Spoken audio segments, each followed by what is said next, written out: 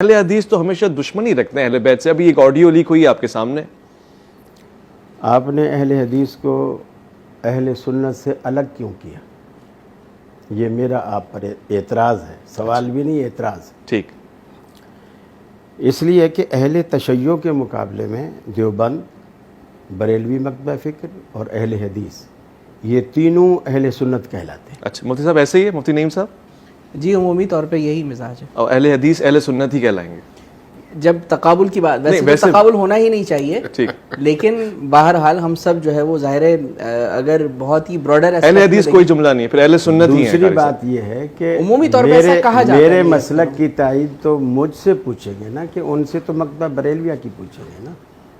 اہل سنت تو وہ ہے نا اصل میں، اہل سنت الجماعت. نہیں، یہ بھی دوسرا غلطی کر رہے ہیں آپ. اچھا ٹھیک ہے کہ اہل سنت وہ ہیں تو آپ نے اکثر اہل سنت نہیں کہتے نا، وہ کہتے ہیں. اس کا مطلب یہ ہے کہ آپ نے دیوبندی اور اہل حدیث دونوں کو نکال دیا. نہیں ایسے کیسے نکال؟ اہل حدیث کو ذرا الگ اسپیشل. دوسری غلطی ہے جو آپ نے دھیرے دھیرے ٹھیک کرنی ہے اور اسی پروگرام میں ٹھیک ہے.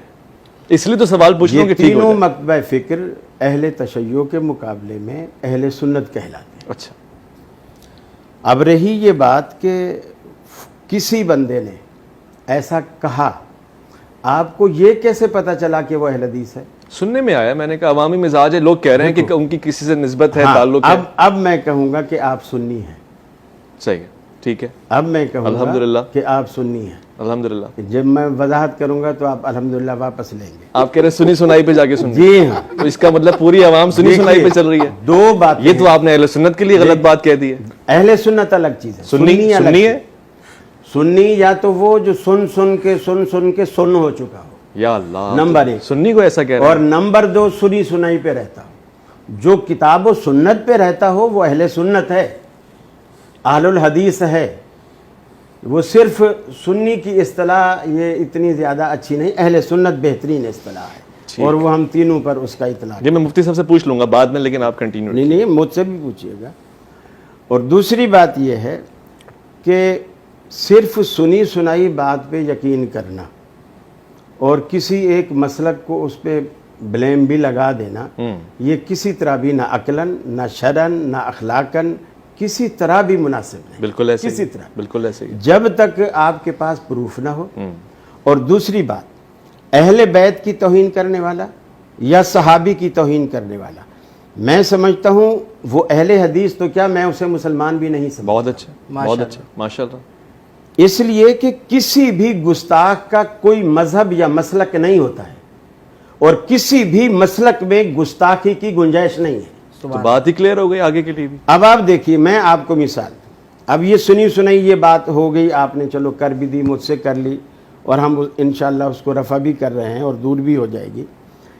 ایک بات پچھلے سال ہوئی، اور وہ ہوئی اسلام آباد میں.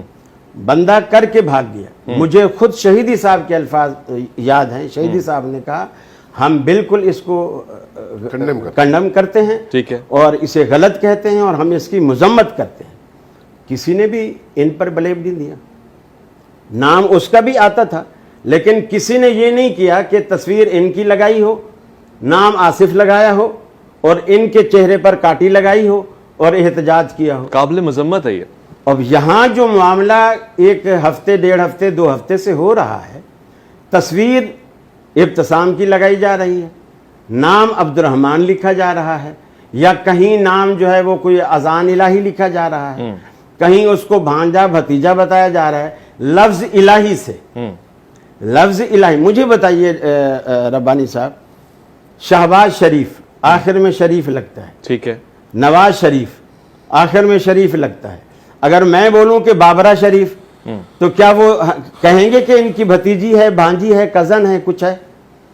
کیا دور کی مثال آپ نے. لفظ شریف لگانے سے تو رشتہ قائم نہیں ہوگا. دونوں کی فیلڈز بھی الگ ہیں ویسے. یہ تو ایک معلم ہے، شاید خطیب ہے. نہیں ہے نا، کچھ بھی نہیں. تھوڑا سا سم اپ کریں، اصل موضوع کی طرف آئیں. اصل سوال ہمارا اہل بیت کے حوالے سے. وہ کچھ بھی نہیں ہے، ہم کسی اور طرف نکل گئے. وہ کچھ بھی نہیں ہے. صحیح ہے، اس کو کنڈیم تو کرتے ہیں. بالکل 100% میں کہہ رہا ہوں اسے اہل حدیث تو کیا، اسے مسلمان بھی نہیں مان سکتا. وہ ہمارا ہے ہی نہیں. ٹھیک ہے، اب میں سننا چاہتا ہوں حضرت امام موسیٰ کاظم کون ہے. آپ اپنی معرفت کا ذرا اظہار بھی کیجیے گا، مجھ ناچیز کو بتائیں، آپ کی شخصیت پر روشنی ڈال دیں. پہلی بات تو یہ ہے کہ ائمہ ہمارے ہوں یا ائمہ اہل بیت یعنی اہل تشیع کے ہوں، اور خاص کر جو اہل تشیع کی جو کڑی ہے رسول اکرم صلی اللہ علیہ وسلم سے جو چلتی ہے وہ اتنی محترم کڑی ہے کہ کوئی تصور بھی نہیں کر سکتا، کوئی تصور بھی نہیں کر سکتا ان کے خلاف سوچنے کا، ان کے خلاف زبان درازی کا، اور پھر وہ یہ بھی سوچے کہ میں مسلمان بھی ہوں، بے شک یہ بھی سوچے کہ میں مسلمان بھی ہوں۔ سوال یہ ہے کہ جس طرح کے اب یہ پروگرام ہے ماشاءاللہ اتحاد کا، اتحاد امت کا، اور آپ نے عنوان بھی دیا، مجھے اس عنوان پہ بھی اعتراض ہے۔